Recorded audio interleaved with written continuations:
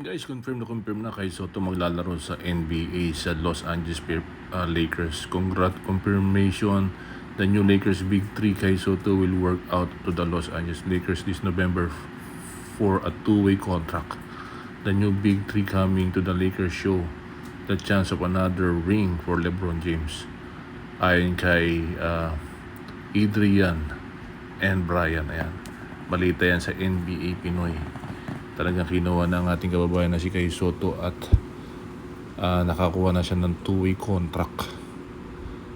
Kaya yung sinasabi ng tatay ni Kay Soto na si Erwin Soto, totoo nga na yung purple and yellow ay natupad na.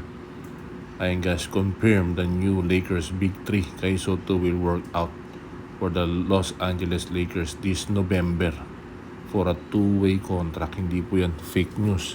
At magandang balita sa ating kababayan na si Kay Soto. Finally, nakakuha na ng magandang kontrata sa Lakers.